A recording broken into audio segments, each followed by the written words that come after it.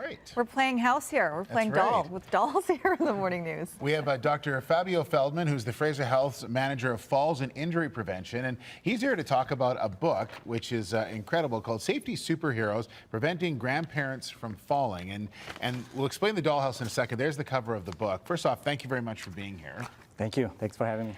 But this is a book that basically incorporates grandkids into taking care of their grandparents, or teaching their grandparents how to be safe from falls. And it came from your own personal experience.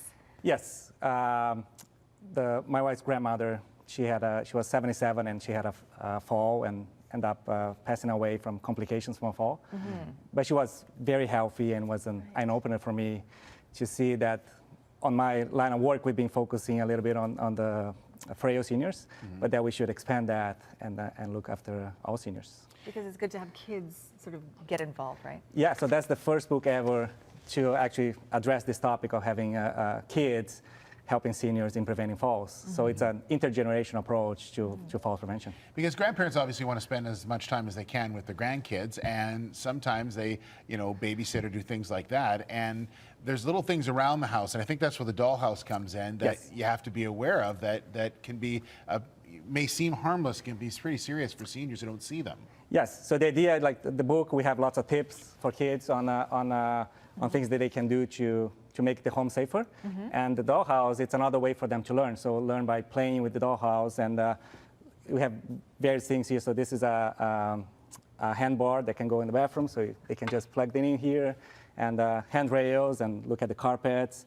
So all the things that they can do to make the home safer. Yeah, the carpet is obviously the ends are up a little bit, so it becomes a tripping hazard. And down below, and as we head downstairs, you actually have some things on the stairs, and also as far as toys. Yeah, so it teaches the kids to pick up their toys and magazines, and it talks about appropriate footwear.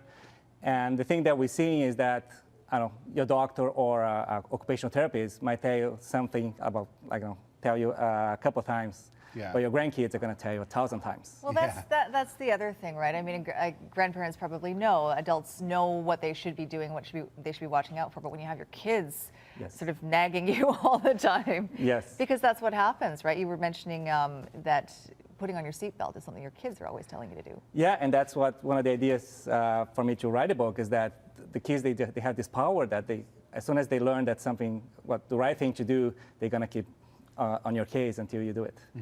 Dr. Feldman, talk a little bit about seniors and injuries, because a few years ago it was if a senior would fall and break a hip or anything like that, the recovery from that almost very rarely happened. But now it seems that there's our ways of treating it are becoming a lot better.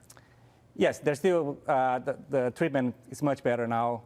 But we're still seeing that 25% of seniors that suffer a hip fracture, they end up dying within a year.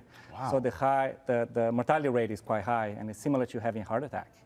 Right. And so the thing with falls prevention is like I said, is the prevention part. So we should avoid the falls and the hip fractures in the first place. So not just preventing, we obviously want to prevent the falls, but what are some things that seniors can do to, if there's a fall, sort of mitigate the consequences of that?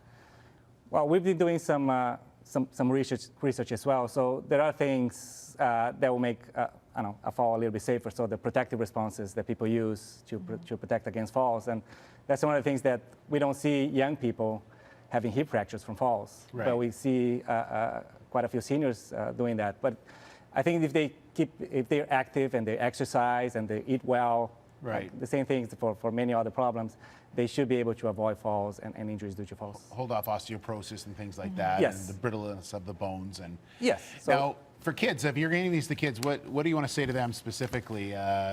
Obviously, they can read in the book about a lot of things to do. What do you say to kids right off the bat when they first get a look at this? Well, it's amazing how fast they learn. As soon as they read the book, they have all this, they know what to do, they have all these ideas. Yeah. And I've seen once when we were at a friend's house, and my daughter saw something that wasn't safe, she went running to the owner and said, "Your home is not safe." Proud dad, proud dad. So it was.